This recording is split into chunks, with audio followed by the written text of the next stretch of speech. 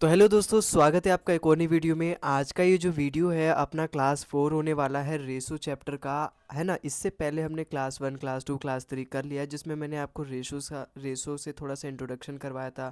पहली क्लास में तो मैंने आपको बेसिक पढ़ाया था, रेशो के बारे में जानकारी दी थी, उसके फॉर्म्स बताए थे, किस तरीके से आपको रेशो दिख सकते हैं एग्जाम में और किस तरीके से उन्हें सॉल्व करना है, कितने तरह के रेशो कितने तरह के रेशो होते हैं हमारे लिए।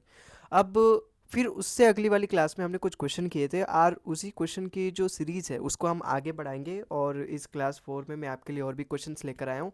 आगे बढ़ने से पहले आपको बता दूं, अगर आपको इस क्लास की पीडीएफ चाहिए तो वो भी मैं आपको प्रोवाइड कर रहा हूँ, जिसका लिंक मैं डिस्क्रिप्शन में दे दूँगा, तो आप डायरेक्टली जाएंगे वहाँ से पीडीएफ डाउनलोड कर सकते हो। और अगर आप नोट्स बनाना चाहते हो तो वहाँ से नोट्स बना सकते हो, या फिर क्लास देखते देखते नोट्स बना सकते हो, और जो क्वेश्चन चाहिए वो आपको पीडीएफ में मिल जाएगी, तो एक बार वहाँ से और प्रैक्टिस कर सकते हो। ठीक है, तो स्टार्ट करते हैं बिना देरी के। आज का देखो हमारा पहला क्वेश्चन क्या कह रहा है। If a plus b upon c is equal to 23/12 and b plus c upon a is equal to 17/8, then what is the value of a plus c upon b. अब ऐसे क्वेश्चन आपको जहां पर भी दिख जाए ना, अभी मैं ऐसे देखो, ये तो सबसे सिंपल टाइप है, इस तरह का सबसे सिंपल क्वेश्चन है इस तरह का क्वेश्चन का। लेकिन आगे अभी मैं आपको कई सारे क्वेश्चन करवाऊंगा इसी टाइप पर बेस्ड। तो हर सवाल अलग अलग तरीके से पूछे रहेंगे, लेकिन आपको सेम कंसेप्ट अप्लाई करना है हर जगह हर क्वेश्चन में। देखो, जब भी आपको इस तरीके के क्वेश्चन दिख जाए ना, ए प्लस बी अपॉन सी, बी प्लस सी अपॉन सी, और इस तरीके से दिख जाए, तो आपको देखना है दोनों तरफ क्या वो बराबर है। जैसे अगर मैं यहाँ पे ए प्लस बी प्लस सी करूँ, यहाँ पर अगर मैं ए प्लस बी प्लस सी करूँ, तो यहाँ पर ये कितना आ रहा है, 23 + 12 कितना होता है, 35। और अगर मैं यहाँ पर ए प्लस बी प्लस सी करूँ तो कितना होगा, 17 + 8 25। ये तो गलत बात है भाई। यहाँ पर भी मैं ए प्लस बी प्लस सी ही कर रहा हूँ, 35 आ रहा है। यहाँ पर मैं ए प्लस बी प्लस सी कर रहा हूँ तो 25 आ रहा है। गलत आ रहा है ना, मतलब दोनों जगह बराबर होना चाहिए। तो मुझे दोनों जगह बराबर करूंगा सम, तो मुझे रेशो मिल जाएगा इंडिविजुअल। एक्चुअली ये क्या है, ए प्लस बी और सी का आपस में रेशो है, लेकिन मुझे रेशो से काम नहीं चलेगा। यहाँ पे मुझे रियल वैल्यू फाइंड करनी पड़ेगी। रेशो रिलेशन, इन दोनों के बीच में एक्चुअली में रिलेशन फाइंड करना पड़ेगा, क्या रिलेशन है, फिर वहां से मुझे ए प्लस सी अपॉन बी की वैल्यू मिलेगी। तो देखो, यहाँ पे ए प्लस बी प्लस सी मेरा 35 आ रहा है, यहाँ पर मेरा ए प्लस बी प्लस सी 25 आ रहा है। तो जब भी मुझे सम को बराबर करना है तो क्या करते हैं, सम के रेशो से, ये नोट्स है लिख लो, सम के रेशो से रिवर्स गुना करते हैं। और जब भी मुझे डिफरेंस को बराबर करना है, सम के रेशो से रिवर्स गुना करते हैं। और जब भी मुझे डिफरेंस को सेम बनाना होता है तो मैं डिफरेंस के रेशो से रिवर्स गुना करता हूँ। जैसे यहाँ देखो, यहाँ पर 35 है, यहाँ पर 25 है। मुझे पता है क्या करना है, दोनों जगह बराबर बनाना है। तो मैं दोनों का रेशो लूंगा, ये एक्चुअली सम का रेशो है। ए प्लस बी का ये ए प्लस बी प्लस सी को रिप्रेजेंट कर रहा है, ये भी ए प्लस बी प्लस सी को रिप्रेजेंट कर रहा है। तो दोनों का रेशो लो और रिवर्स गुना कर दो। जैसे अगर मैं इन दोनों का रेशो लूंगा तो 5 से कट रहे हैं, 5 सत्ते 35, 5 पच्चे 25। तो अब रिवर्स गुना कर दो, 5 के इससे मल्टीप्लाई कर दो, 7 के इससे मल्टीप्लाई कर दो, तो दोनों तरफ मेरे पास बराबर आ जाएगा। जैसे 35 पंजे कितना होता है, 175। और यहाँ पे 7 की जब आप 25 से मल्टीप्लाई करोगे, 25 सत्ते 175, देखो दोनों तरफ बराबर आ गया। इसका मतलब क्या है, ये जो 5 है मैं इन दोनों में मल्टीप्लाई करूंगा तो मुझे मिल जाएगा अपना ए प्लस बी की वैल्यू। यहाँ पे देखो, ए प्लस बी अपॉन सी कितना दे रखा है, 23/5 है। अब ये टोटल 23/12 था, ये 23/12 है। अब ये आया कितना प्लस करके, 35। मुझे इसको 175 बनाने के लिए 5 से मल्टीप्लाई करना पड़ेगा ना। मैंने आपको बताया अगर सम के रेशो को बराबर बनाना है तो उसके रेशो से रिवर्स गुना कर दो। तो इसको 175 दोनों का सम आया। अगर मैंने यहाँ पे रिवर्स गुना करा, यहाँ पे 7/5 आया, 7 की मैंने 25 से मल्टीप्लाई करी, 25 सत्ते 175, और यहाँ 5 आया था रेशो, तो 5 से अगर मैंने 35 की मल्टीप्लाई करी 175 आ गया। तो मैंने यहाँ पे 35 की किससे मल्टीप्लाई करी, 5 से।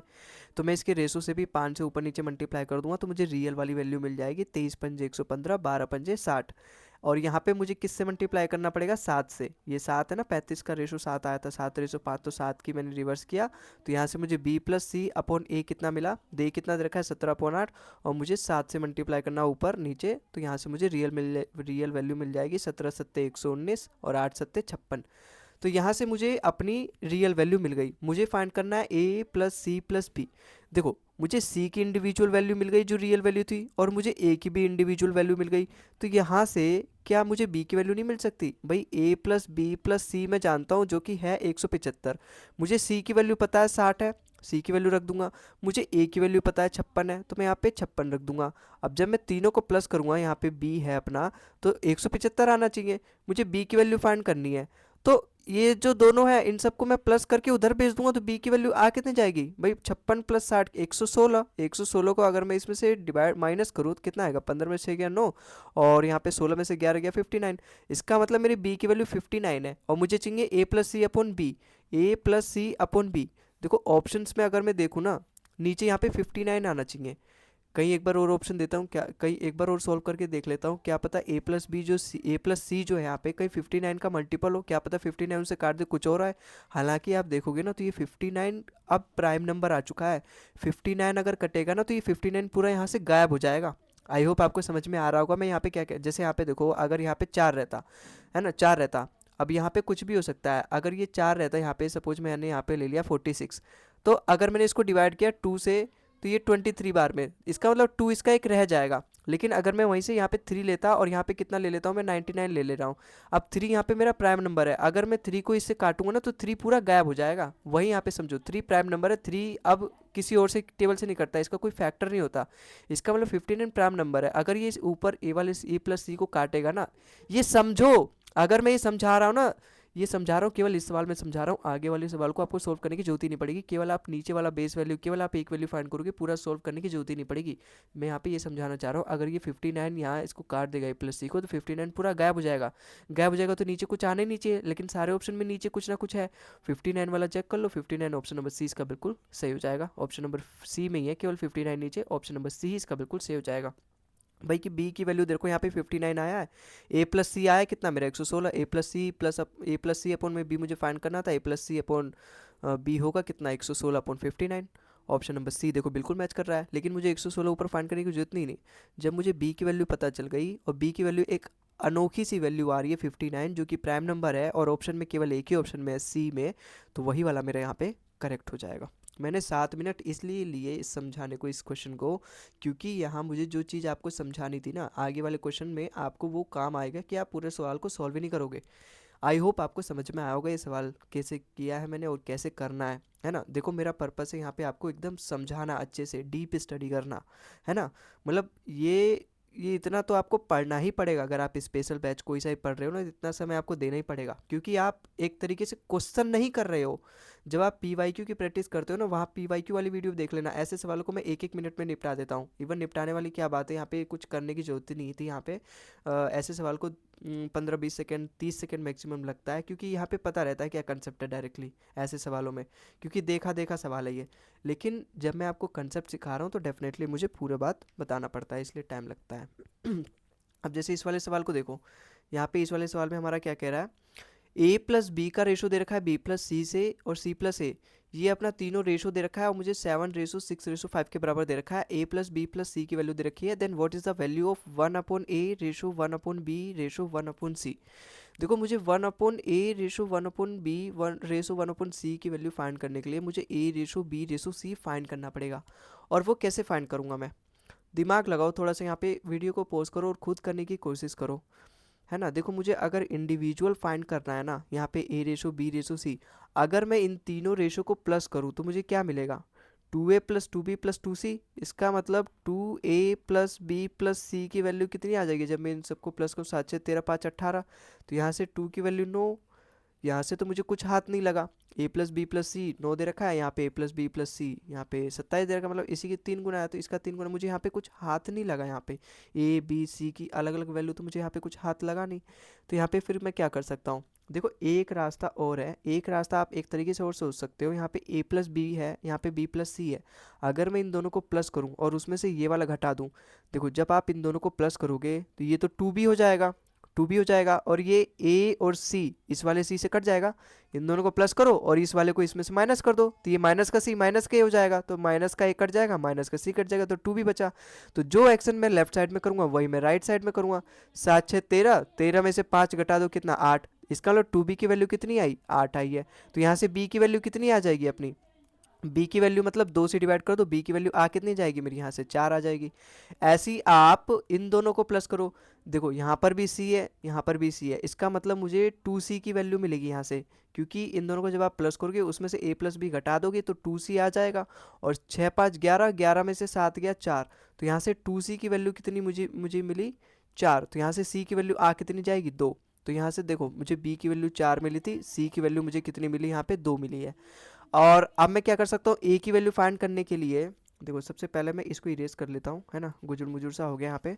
देखो ए की वैल्यू मुझे अगर फाइंड करनी है, अगर मुझे यहाँ पे ए की वैल्यू फाइंड करनी है तो मैं पहले वाले और आखिरी वाले को प्लस कर लूँ, यहाँ पर भी ए है और यहाँ पर भी ए है, तो मुझे यहाँ पे 2a हो जाएगा। और जब मैं इन प्लस करूँगा तो b प्लस सी भी तो होगा, उसमें से ये b प्लस सी माइनस कर दूंगा। इसका मतलब मैं पहले वाले और ये आखिरी वाले को दोनों को प्लस कर लूँ, 7 5 12, 12 में से बीच वाले माइनस कर दूँ 6। इसका मतलब मुझे 2a की वैल्यू कितनी मिल जाएगी, 6 मिल जाएगी। तो a की वैल्यू कितनी आ जाएगी यहाँ से मेरी 3 आ जाएगी। तो यहाँ से मुझे तीनों का इंडिविजुअल रेशो पता चल गया। अब मुझे फाइंड करना है 1/a ratio, 1/b ratio, 1/c। देखो अगर मैं ऑप्शन में देखूँ ना तो a रेशो b हर जगह अलग अलग है, तो मैं a ratio b ratio c find करने की जगह मैं केवल a रेशो b फाइंड कर लेता हूँ।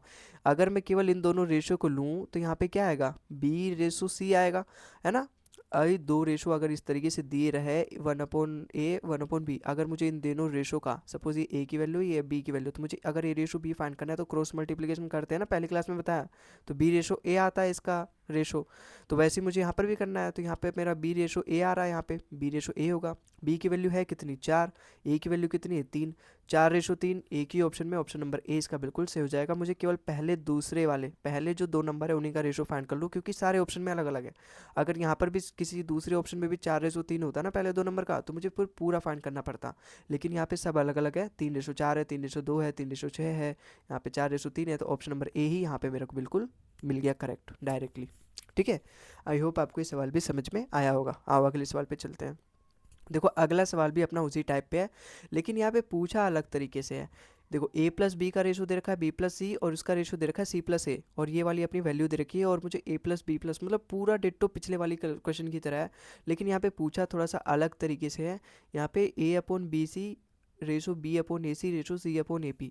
तो क्या मैं इसको सिंप्लीफाई कर सकता हूँ? बिल्कुल। अगर मैं इन तीनों डिनोमिनेटर का एलसीएम लूँ तो कितना आएगा ए बी सी, तो ए बी सी की मल्टीप्लाई करूँगा तो मैं नीचे सिंप्लीफाई कर सकता हूँ, बी सी से ये बी सी कट गया, ए बचा, ए की अगर मैं ए से मल्टीप्लाई कर दूँ तो ए स्क्वायर, ऐसे यहाँ पे ए सी से ए सी कट जाएगा, बी बचा, बी स्क्वायर हो जाएगा, ऐसे यहाँ पे ये सी स्क्वायर हो जाएगा। तो कुल मिला के मुझे ये नहीं फाइंड करना, कुल मिला के मुझे एक्चुअली एग्जामिनर जो पूछना चाहता है वो ए square b square c square का रेशो पूछना चाहता है।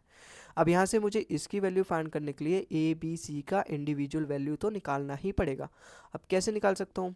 पहले वाले तरीके में क्या क्या बताया था मैंने, देखो अगर मुझे ए की वैल्यू निकालनी है, ए अगर देखो यहाँ पर भी मैं ऑप्शन में देखूँ, क्या ऑप्शन में सारे रेशो अलग अलग हैं, सबके रेशो देखूँ, लेकिन सबसे पहले मैं निकाल लेता हूँ। देखो तो देखो देखो हाँ हाँ मैं कह सकता हूँ, देखो ए रेशो बी है, ये ए रेशो बी रेशो सी तो है, ए रेशो बी सबका अलग अलग है, तो मैं केवल ए रेशो बी में ही निकालूंगा।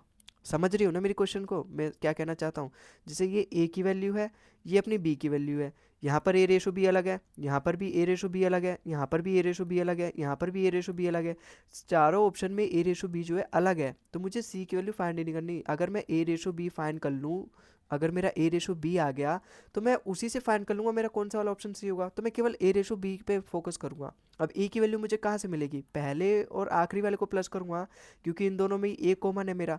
तो अगर मैं इन दोनों को प्लस करूँ और बीच वाला घटा दूँ तो ये बी से बी कट जाएगा, सी से सी कट जाएगा, तो इन दोनों को ऐसे ही करो। यहाँ पे 19 और ये 16 कितना होगा अपना 35, 35 होगा। 35 में से आप अगर 13 घटा दो कितना होगा अपना बताओ, 22 होगा। और 22 को 2 से डिवाइड कर दो 11, इसका मतलब ए की वैल्यू कितनी आ गई 11। भाई देखो यहाँ पे ए प्लस बी का रेशो दे रखा है, बी प्लस सी का रेशो दे रखा है, सी प्लस ए। अगर मैं इन दोनों को प्लस करूँ तो आएगा कितना, ए प्लस बी प्लस में ए प्लस सी, और उसमें से ये वाली चीज़ को माइनस कर दूँ, माइनस बी माइनस सी, तो सी से सी कट गया। देखो जब आप इसको माइनस करोगे ना तो ये माइनस ब्रैकेट में लग जाता है, तो माइनस बी हो जाता है, माइनस सी हो जाता है, तो माइनस से बी कट गया। तो ये 2 ए की तो वैल्यू आएगी, तो वही मैंने यहाँ पर भी किया, और 13 को जब मैंने माइनस किया तो कितना है 22, तो 2a की वैल्यू 22 आई है, तो यहाँ से a की वैल्यू कितनी आ जाएगी 11 आ जाएगी। तो इसका मतलब a की वैल्यू 11 आई, और मुझे b की वैल्यू फाइंड करने के लिए मैं उन दोनों वाले पे देखूंगा जहाँ पे मेरा 2 बार b आ रहा है, जिस चीज़ को मेरे को प्लस करने के लिए 2 बार b आ रहा है।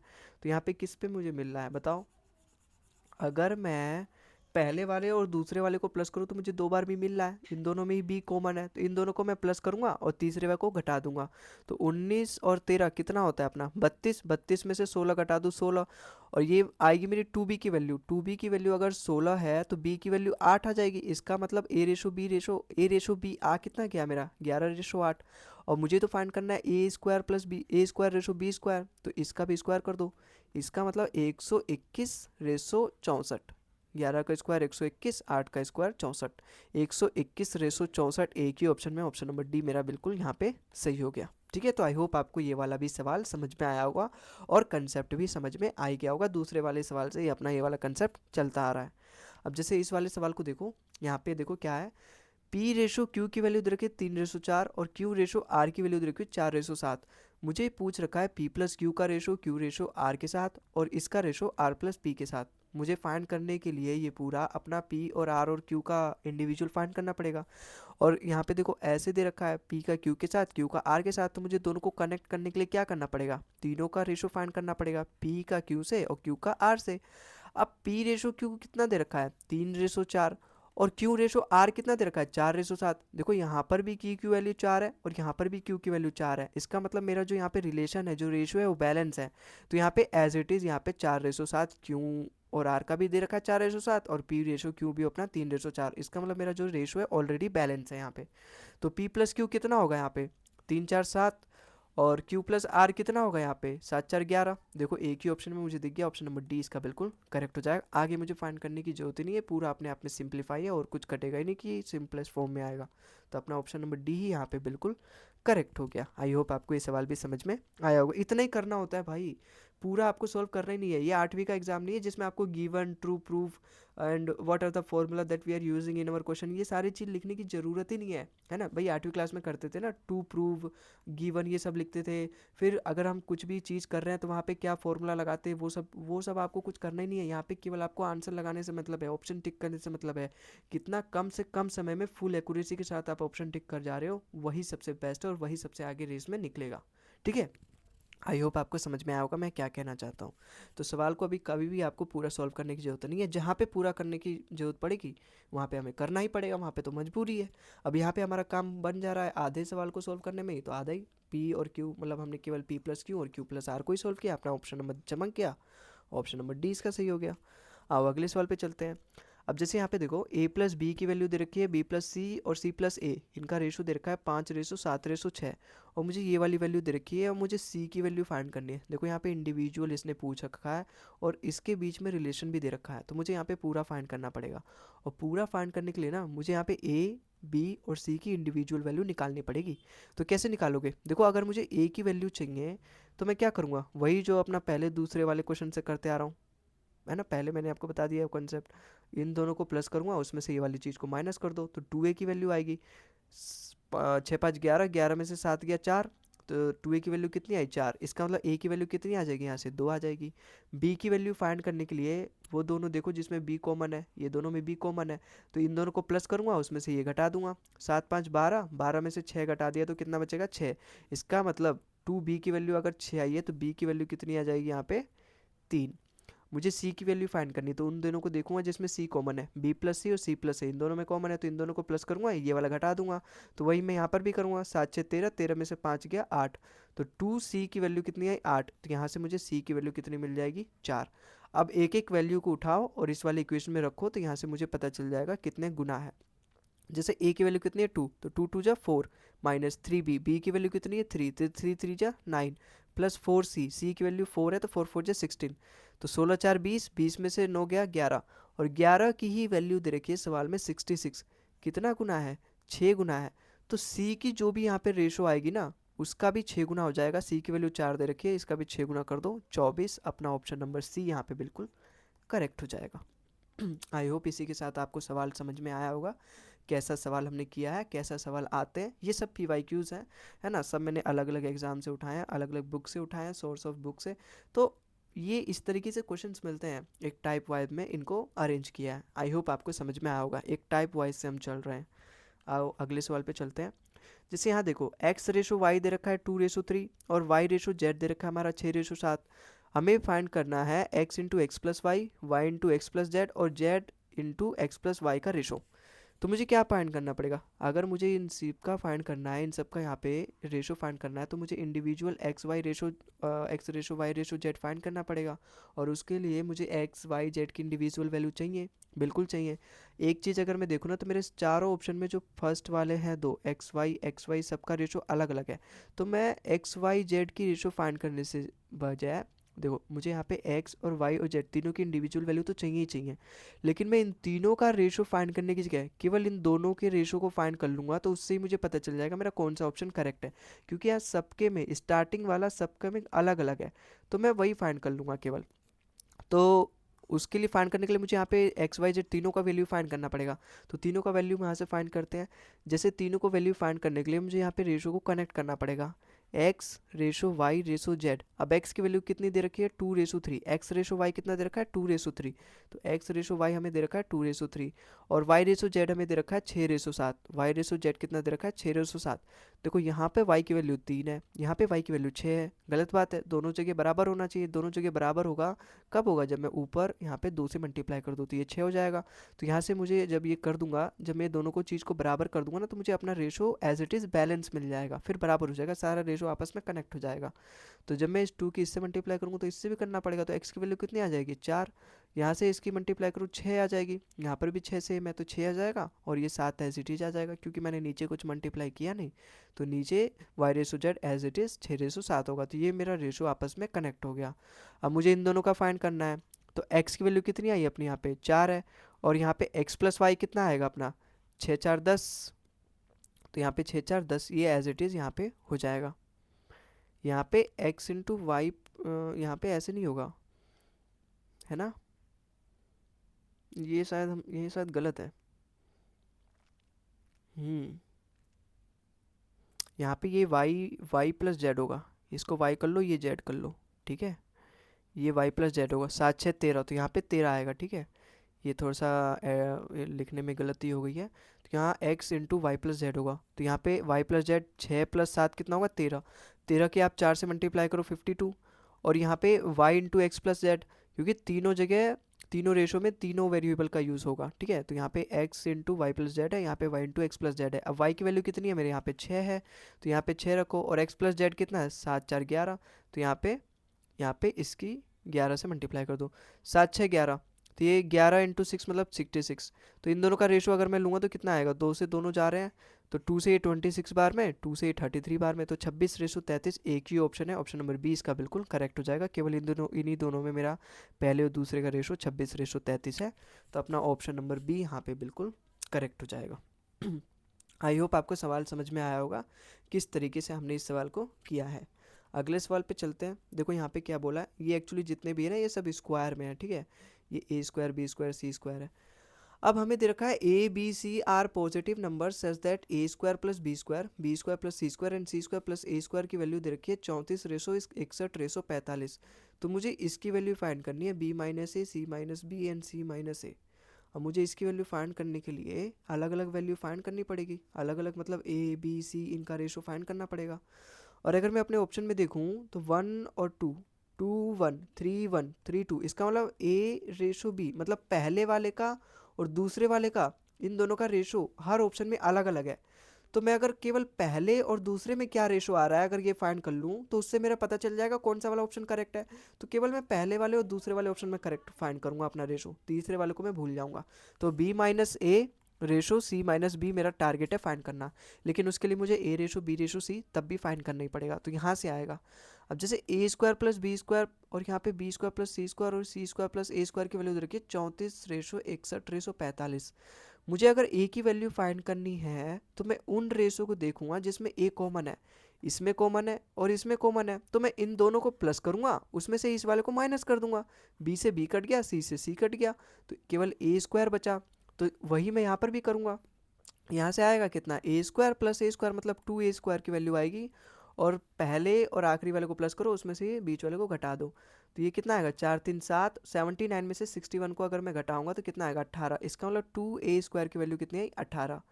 और अगर अब मुझे बी वाली की वैल्यू फाइंड करनी है, बी वाली की वैल्यू फाइंड करने के लिए देखो बी इसमें कॉमन है और इसमें भी कॉमन है, तो मैं इन दोनों को प्लस करूंगा, उसमें से ये वाली घटा दूंगा।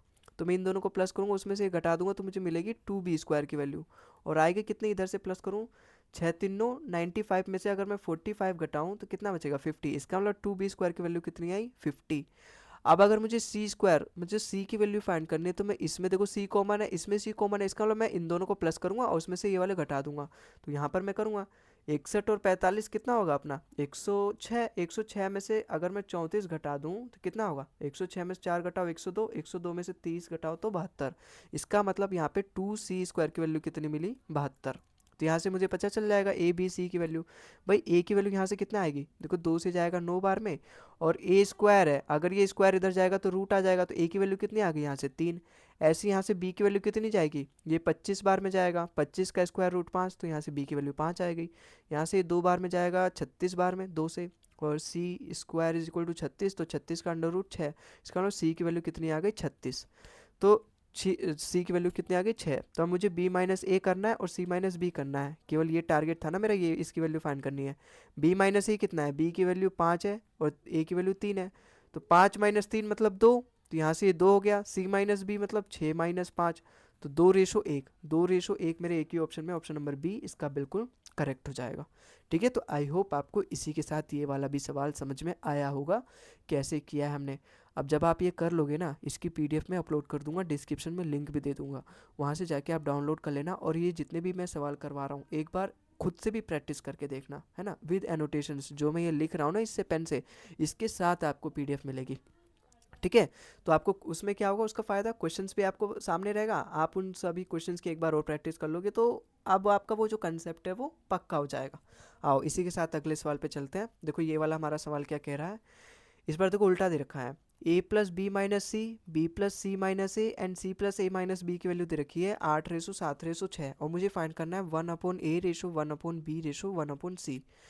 मुझे इसकी वैल्यू फाइंड करने के लिए तीनों की वैल्यू तो पता करनी ही पड़ेगी, a/b/c तो मुझे फाइंड करना ही पड़ेगा, और वो चीज़ मुझे मिलेगा इस चीज़ को यूज़ करके। अब मैं यहाँ पे कैसे करूँ, देखो ये पहले वाले क्वेश्चन की तरह नहीं है ना, यहाँ पर ऐसे नहीं कि इन दोनों को प्लस करो फिर उसमें से एक माइनस करो, क्योंकि यहाँ पे पहले दो को ही प्लस करने पे मुझे केवल एक ही वेरिएबल बच रहा है। अगर मैं इन दोनों को प्लस करूँ तो देखो सी से सी कट गया, ए से ए कट गया, तो मैं इन दोनों को प्लस करूँ तो मुझे यहाँ से 2b की वैल्यू मिलेगी। 2b की वैल्यू होगी कितनी, 8 7 15, तो यहाँ से 2b की वैल्यू कितनी मिली, 15।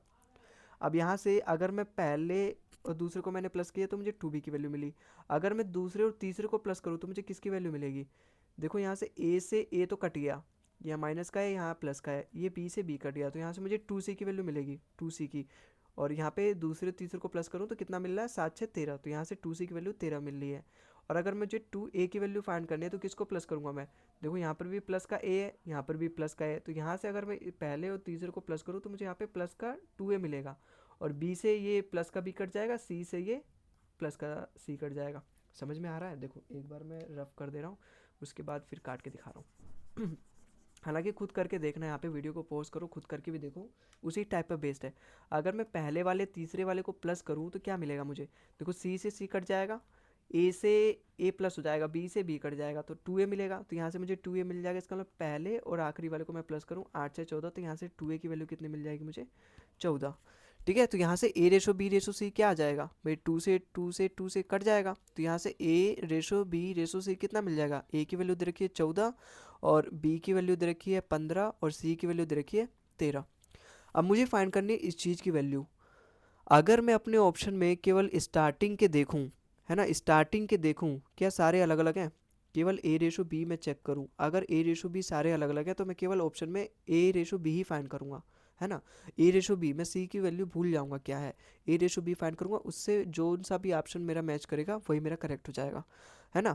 अब देखो ए रेशो बी अगर मैं पहले यहाँ पे फाइंड कर लेता हूँ, ए रेशो बी अगर मैं यहाँ से फाइंड करूँ तो बी यहाँ चला जाएगा, ए यहाँ आ जाएगा, तो बी रेशो ए आएगा मेरा। अगर मैं पहले दो रेशो की वैल्यू फाइंड करूँ यहाँ से तो इसका मतलब पहले जो दो होने चाहिए, ये जो पहले दो होने चाहिए, ये जो पहले दो होने चाहिए, ये बी रेशो ए को फॉलो करने चाहिए। बी रेशो ए मतलब बी की वैल्यू 15 है, ए की वैल्यू कितनी है 14, इसका मतलब पहले और दूसरे का रेशो 15:14 होना चाहिए।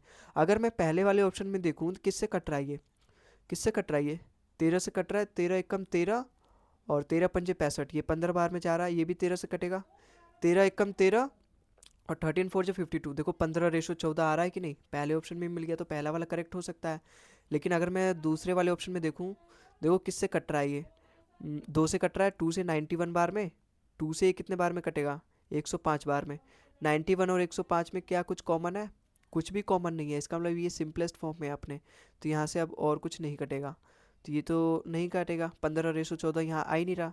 देखो ये कटेगा, 5 से कट रहा है, 542 बार में, 5 से ये 5 3 15, 5 9 45, दोनों 3 से कट रहा है, ये 14 बार में और ये 13 बार में, इसका रेशो आ रहा है 14:13, पहले वाले का 14:13, पहले दूसरे नंबर का, तो यहाँ पे ये भी नहीं 15:14 आना चाहिए, ये तो 15:13 ऐसे ही कट गया, तो केवल पहला ऑप्शन मेरा यहाँ पे बिल्कुल करेक्ट है, 15:14 अपना पहला ऑप्शन यहाँ पे करेक्ट हो गया। आई होप आपको समझ में आया होगा। देखो जब भी इस तरीके से सवाल मिले ना, तो आप ऑप्शन में चेक किया करो क्या पहले दूसरे का जो रेशो है वो सब अलग अलग है। अगर सारा अलग अलग है ना, तो आपको ए रेशो बी रेशो सी मतलब तीनों में रेशो फाइंड करने की जरूरत ही नहीं है, केवल आप स्टार्टिंग के ही दो में फाइंड कर लो, स्टार्टिंग में दो की फाइंड कर लोगे, जिससे भी ऑप्शन आपका मैच करेगा वही ऑप्शन उसका बिल्कुल करेक्ट होगा। इससे क्या है ना, जो सी वाला हम फाइंड करते उसमें टाइम लगाते, वो टाइम बच जाता है और उस वही टाइम हम दूसरे क्वेश्चन में लगा सकते हैं। अब आगे चलते हैं।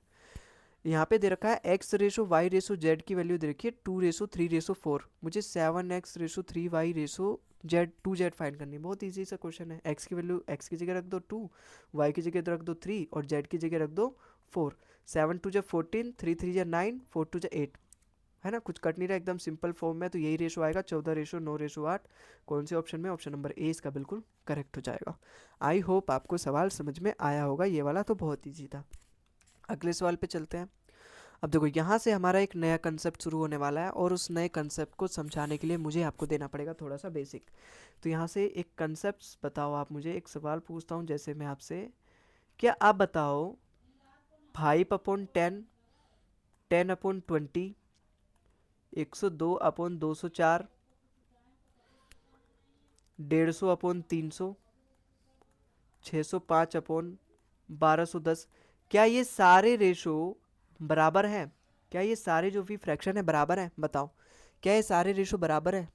आप कहोगे यस। कैसे? देखो 5/1/2 आ रहा है, यहाँ पे 10/1/2 आ रहा है, यहाँ पर भी 1/2 आ रहा है, यहाँ पर भी 1/2 आ रहा है, सबका रेशो जो कट जा रहा है 1/2 ही आ रहा है। इसका मतलब ये सारे रेशो बराबर हैं। और जब भी ये सारे रेशो बराबर होते हैं ना, तो जो एक्शन मैं अगर ऊपर करूँ और वही एक्शन नीचे करूँ, तो वो भी उसका रिजल्ट भी बराबर आएगा। जैसे मैं आपको छोटा रेशो लेके समझाता हूँ, जैसे यहाँ पे 5/10 लिया मैंने, ठीक है, फिर 6/12 लिया, फिर 7/14 लिया। तो मैं यहाँ पे क्या समझाना चाहता हूँ, ये 7/14 मैं यहाँ पे क्या समझाना चाहता हूँ, भाई तीनों रेशो बराबर है, ये भी 1/2 है, ये भी 1/2 है और ये भी अपना 1/2 है। अगर मैं ऊपर एज इट इज़ प्लस करूँ, नीचे भी वही प्लस करूँ, मतलब ये तीनों डिनोमिनेटर में प्लस प्लस करूँ, न्यूमरेटर ऊपर के प्लस प्लस कर दूँ, तो जो मेरा रिजल्ट आएगा ना वो भी 1/2 के ही फॉर्म में आएगा। जैसे प्लस करो, 7 6 13, 13 5 18, ऊपर आया 18, यहाँ पे प्लस करो, 14 12 कितना होगा अपना 26, 26 10 36, 36 आया, 18, 1/2, 1/2, 1/2 ही आ गया। इसका मतलब इन सब का रेशो 1/2 था, इसका भी 1/2 था। इसका जब ये सारे रेशो अपने बराबर होंगे ना, तो मैं ऊपर अगर प्लस कर रहा हूँ, न्यूमरेटर में जो एक्शन कर रहा हूँ वही रिएक्शन अगर मैं डिनोमिनेटर में कर रहा हूँ, तो उसका जो रिजल्ट आएगा ना वो भी अपना 1/2 के फॉर्म में होगा। आप इसको केवल ऐसे ही नहीं, जैसे 5/10 है, यहाँ पे 6/12 है, यहाँ पे 7/14 है, मैं मान के चलता हूँ, यहाँ पे मैं माइनस करता हूँ, यहाँ पे मैं प्लस करता हूँ, तो वही एक्शन मैं डिनोमिनेटर में भी करूँगा, यहाँ पे मैं माइनस करता हूँ, यहाँ पे मैं प्लस करता हूँ। अब देखो 7, अगर मैं 7 में 6 घटाऊँ 1 बचेगा, 1 में 5 कर दो 6, यहाँ पे 6 आ रहा है, 14 में से 12 घटा दो 2 बचेगा, 2 में 10 प्लस कर दो 12, यहाँ पर भी देखो 1/2 ही आ रहा है, यहाँ पर भी तो 1/2 ही था सबका, यहाँ पर भी 1/2 ही था सबका, और यहाँ पर भी 1/2। क्यों बराबर आया है, इन सब का रिजल्ट क्यों बराबर आया है? क्योंकि मैंने जो एक्शन यहाँ पे न्यूमरेटर में किया है वही एक्शन अगर मैं डिनोमिनेटर में करूँगा तो मेरा उसका जो रेशो आएगा वो भी 1:2 मतलब बराबर ही आएगा। यही कंसेप्ट है यहाँ पे, इसका नोट्स बना लो और याद रखना इसको। और इसी कंसेप्ट पे बेस्ड हमारा ये पहला वाला क्वेश्चन है, जो कि ये इस कंसेप्ट का पहला क्वेश्चन है। देखो यहाँ पे A/B अपना C/D के बराबर है और E/F के बराबर, और बराबर किसके है, 4/5। और यहाँ पे क्या दे रखा है, 3A + 4C upon 5E is equal, इसका रेशो दे रखा है 3B + 4D + 5F। देखो यहाँ से देखो, ये कुछ और नहीं, 3A अपॉन 3B है, ये 4C अपॉन 4D है, ये 5E अपॉन 5F है। देखो ये 5 से 5 तो कट ही जाएंगे, 5 से 5 तो कट ही जाएंगे। और इसमें कुछ और नहीं किया गया, सबके ऊपर प्लस कर दिया गया है। और वही नीचे भी किया गया है, जो एक्शन न्यूमरेटर में लिया गया है वही एक्शन यहाँ डिनोमिनेटर में भी लिया गया है। इसका मतलब इस सबका जो भी रिजल्ट आएगा उसका रेशो भी सेम आएगा, जो E से F का था, C का D के साथ था, A का B के साथ था। और वो रेशो था कितना, 4/5। इसका मतलब जब मैं इन सब का प्लस करूं और इन सब का प्लस करूं और इन दोनों का रेशो लूं, इन दोनों का रेशो लूं, तो आएगा कितना, तब भी 4/5 ही आएगा। अपना ऑप्शन नंबर C इसका बिल्कुल यहाँ से करेक्ट हो जाएगा। ये कंसेप्ट है और इस पर डायरेक्ट सवाल पूछा जाता है। ठीक है, तो आई होप आपको यहाँ पे समझ में आया होगा ये सवाल भी। इसी के साथ हम अगले सवाल पे चलते हैं। अगला सवाल देखो इसी तरीके से है, A/B दे रखा है C/D के बराबर, तो मुझे फाइंड करना है which of the following is equal to A/C। इसमें से कौन सा निम्नलिखित में से A/C के बराबर होगा। देखो इसका मतलब क्या है, इसका मतलब यही तो है, A/B जो है वो C/D के बराबर दे रखा है और मुझे फाइंड करना है A/C। मुझे A/C फाइंड करना है। अगर मैं C को यहाँ ले आऊँ, B को वहाँ ले जाऊँ, तो A/C आ जाएगा, आएगा कितना, B/D। इसका मतलब A/C जो है वो मेरा B/D के बराबर है। अगर मैं ऊपर प्लस करूं और नीचे भी प्लस करूं तो दोनों का रेशो भी वही आएगा जो इन दोनों का रेशो था, जो इन दोनों का रेशो था। अगर मैं यहाँ पे A+B करूं और यहाँ पे C+D करूं तो वहाँ पर भी सेम ही तो रेशो आने वाला है। यहाँ पे कुछ दे नहीं रखा तो मैं 1 मान लेता हूँ। अगर मैं इस वाले की उधर क्रॉस मल्टीप्लिकेशन करूँ तो A+B is equal to C+D आया। और यहाँ पर ऑप्शन नंबर डी में भी देखो यही कहानी है, यही कहानी चल रही है ना। कुछ और नहीं करना, मुझे A/C बनाने की कोशिश करना है इस वाले जो भी गिवन है, वहाँ से मेरा सारा होते गया अपने आप। आई होप आपको समझ में आया होगा ये हमने कैसे किया। देखो नहीं समझ में आया तो एक बार पीछे वीडियो को रिवाइंड करके देखो, इससे इजी और नहीं समझाया जा सकता इसको। ठीक है, अगर आपको अब भी नहीं समझ में आ रहा तो पीछे एक बार और कंसेप्ट को पढ़ो, क्या बताया मैंने, उसका नोट्स बनाओ और फिर इस सवाल को देखो। हालांकि बहुत ईजी था ये सवाल भी। आओ आगे सवाल पे चलते हैं। अब यहाँ देखो ये सब क्या है, ये सब क्यूब है। ठीक है, ये 3 से मल्टीप्लाई नहीं, सब क्यूब है, ऊपर क्यूब का पावर क्यूब है, एस के पावर क्यूब है, यू की पावर क्यूब है। अब यहाँ पे क्या दे रखा है, P/Q की वैल्यू दे रखी है R/S, मतलब ये सारे रेशो अपने बराबर है और बराबर किसके है, 5/2 के बराबर है। देखो यहाँ पर भी तो वही एक्शन किया गया है, जो न्यूमरेटर में किया गया है वही डिनोमिनेटर में किया गया है। भाई A से A कट जाएगा, B से B कट जाएगा, C से C कट जाएगा, P का क्यूब अपॉन Q का क्यूब माइनस R का क्यूब अपॉन S का क्यूब प्लस में T का क्यूब अपॉन U का क्यूब। ये कुछ और नहीं था, P था अपॉन Q था। ठीक है, अब ये बराबर दे रखा है R अपॉन S के, ये R और S के रेशो, इसका भी रेशो बराबर ही होगा। ऐसे ही यहाँ पे T और U का बराबर है, लेकिन क्या किया गया है, यहाँ पे पहले माइनस कर दिया, यहाँ पे प्लस कर दिया गया। जो एक्शन न्यूमरेटर में किया गया वही डिनोमिनेटर में भी किया गया है। और इस पूरे का क्यूब ले लिया गया है, इसका भी क्यूब किया गया, इसका भी क्यूब किया गया, इसका भी क्यूब किया गया, इसका भी क्यूब, इसका भी क्यूब, इसका क्यूब। तो यहाँ पे आएगा क्या रिजल्ट, जो इस P और Q का रेशो था उसका भी Q भी तो आएगा रिजल्ट में। 5/2 दे रखा है, जो हमारे सवाल में 5/2 दे रखा है इंडिविजुअल रेशो, लेकिन यहाँ पे क्यूब कर रखा है। तो इसका मतलब मेरा जो रिजल्ट आएगा उसका भी क्यूब आएगा। आया समझ में। अब देखो 5/2 मतलब 2.5 होता है, 2.5 का क्यूब मतलब 25 का क्यूब, 25 का क्यूब होता है 15,625। अब यहाँ पे एक के बाद क्यूब है, एक के बाद डेसिमल है, और डेसिमल का अगर क्यूब कर रखा है इसका मतलब जो रिजल्ट आएगा उसका 3 के बाद डेसिमल होगा, मतलब 3 से पहले डेसिमल आएगा। तो यहाँ पे 15,625 अपना ऑप्शन नंबर डी इसका बिल्कुल करेक्ट हो जाएगा।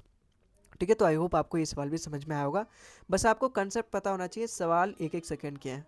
आओ अगले सवाल पे चलते हैं। देखो अगला सवाल हमारा यहाँ पे क्या कह रहा है, A/B is equal to B/C is equal to C/D, then A/D in terms of B and C। फिर मुझे A और D के वैल्यू फाइंड करनी है B और C के टर्म्स में, और मुझे दे रखा है A/B, B/C के बराबर C/D। मुझे ना B और C के टर्म में फाइंड करना है A और D, है ना, इसकी वैल्यू मुझे फाइंड करनी है B और C के टर्म्स में। देखो मुझे अगर यहाँ से ये पूरा अपना बराबर में दे रखा है, अगर मुझे यहाँ पे ए रेशो डी चाहिए तो मुझे क्या करना पड़ेगा। अगर मुझे ए रेशो बी दे रखा है, इसका दे रखा है बी से सी के साथ और इसका दे रखा है सी के डी के साथ, मुझे ए और डी का चाहिए, तो मैं क्या करूँ, मुझे बी का बी से हटाना पड़ेगा, सी का सी से हटाना पड़ेगा, तभी तो जाके मुझे ए रेशो डी मिलेगा। इसका मतलब मैं मल्टीप्लाई करूँगा, जब मैं इन तीनों की आपस में मल्टीप्लाई कर दूंगा तो ये बी से बी कट जाएगा, सी से सी कट जाएगा, तो यहाँ से मुझे ए की ए और रेशो डी मिल जाएगा। तो यहाँ से अब जो भी आएगी वहाँ से मुझे मिलेगा बी अपॉन सी की वैल्यू मुझे वहाँ से फॉर्म करनी पड़ेगी। तो देखो यहाँ पे इसको कैसे करना पड़ेगा कैसे कर सकते हैं, मैं एक काम कर सकता हूँ, जैसे अपना ए अपॉन बी है वो बी अपॉन सी के बराबर दे रखा है और ये सी अपॉन डी के बराबर दे रखा है, मैं मान के चलता हूँ ये एक्स के बराबर है ये एक्स के बराबर है। ए अपॉन बी भी अपना एक्स के बराबर है, बी अपॉन सी भी अपना एक्स के बराबर है, सी अपॉन डी भी अपना एक्स के बराबर है। मैं जब तीनों की मल्टीप्लाई कर दूं, यहाँ पर तीनों की मल्टीप्लाई कर दूं, भाई मैंने ए बी की वैल्यू कितनी ली थी एक्स, मैंने बी सी की वैल्यू कितनी दी थी एक्स, तो जब मैं मल्टीप्लाई कर रहा हूँ तो यहाँ पर भी तो मल्टीप्लाई करना पड़ेगा एक बार और उसकी, तभी तो ये ए अपॉन बी इंटू सी हुआ।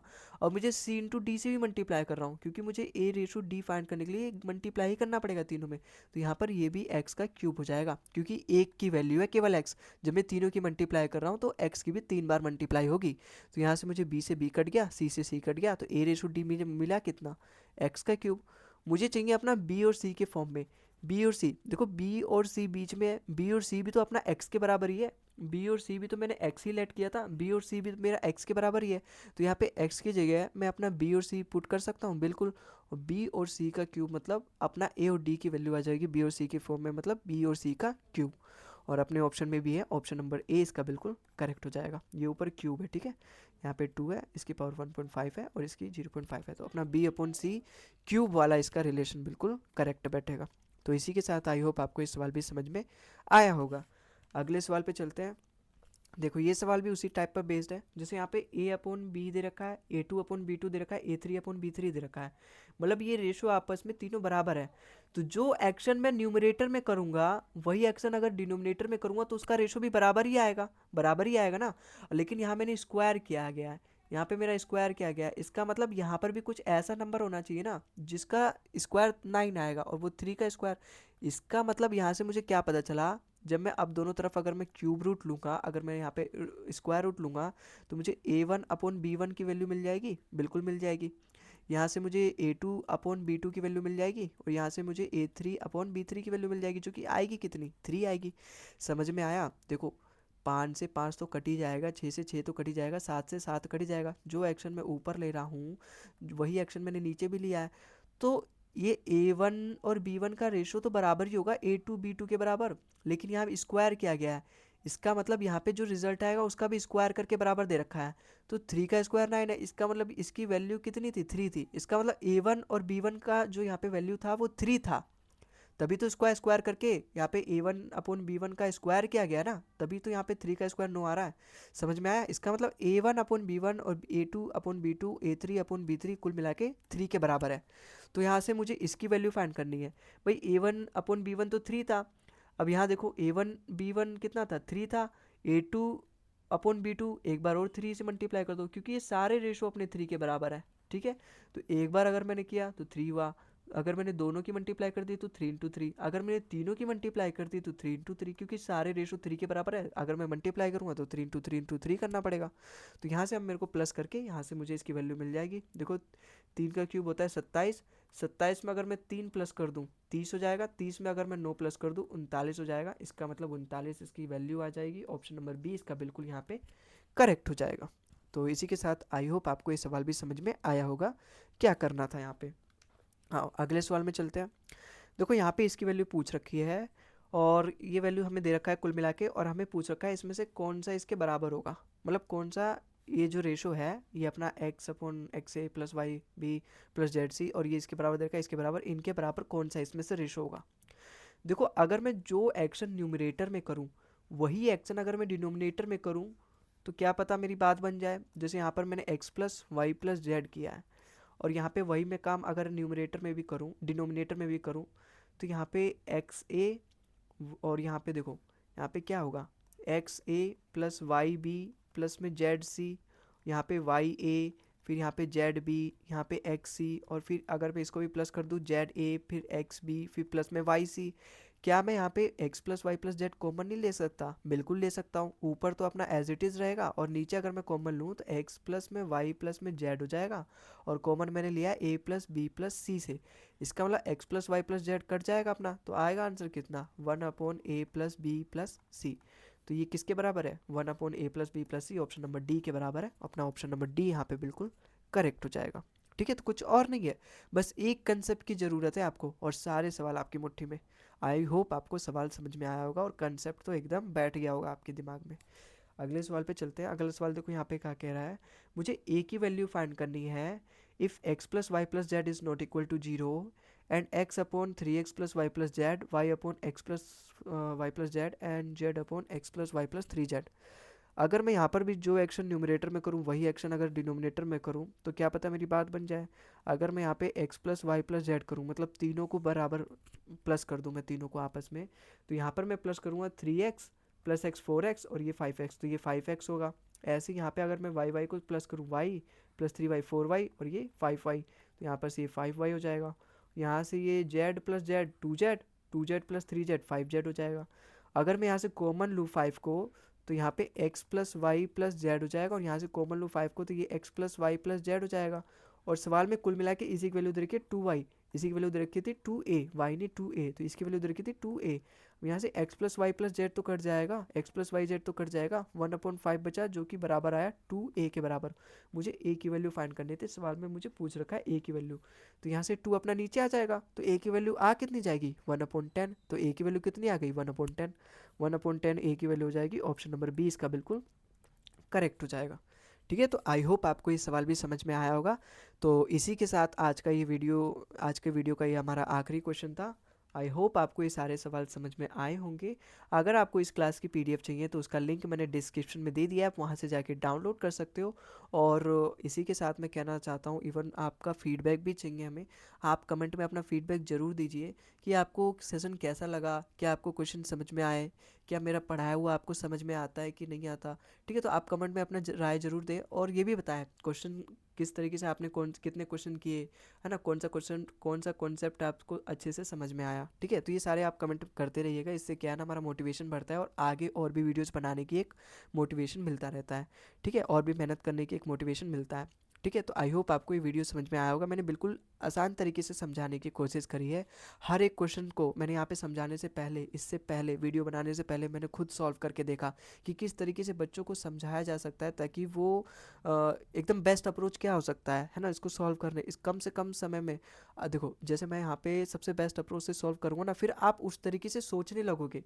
अगर मास्टर ही धीरे निकलेगा तो बच्चा तो धीरे निकलेगा ही, क्योंकि जिस मास्टर से बच्चा पढ़ रहा है, जैसे मास्टर सॉल्व करेगा वैसे ही बच्चा भी सोचेगा ना। जिस तरीके से मास्टर सॉल्व करेगा उसके सामने, वैसे ही बच्चा भी सॉल्व करेगा, उसकी सोचने की क्षमता भी फिर उतनी ही रह जाएगी, है ना। तो इसीलिए हम थोड़ा सा यहाँ पे मेहनत करता हूँ, थोड़ा सा बेस्ट अप्रोच लाने की कोशिश करता हूँ, ताकि आप भी उसी तरीके से सोचो। ठीक है, और यही बेस्ट अप्रोच है। ठीक है, कम से कम समय में आप ये देखो, कम से कम समय में शॉर्टकट ट्रिक्स मिल रही हैं कि नहीं, और एग्ज़ाम में क्या वो जितना उस क्वेश्चन को समय देना चाहिए उतने क्वेश्चन में उतने समय में कम से कम समय में होता है। आपको लगभग 25 सवाल आते हैं प्रीलिम्स में, लेकिन लगभग आपको 20 से 25 मिनट ही देने रहते हैं लगभग हर सवाल पे। कम से कम आपको 30 से 40 सेकंड रहते हैं, लेकिन 30 से 40 सेकंड हर सवाल पे लगाने नहीं होते।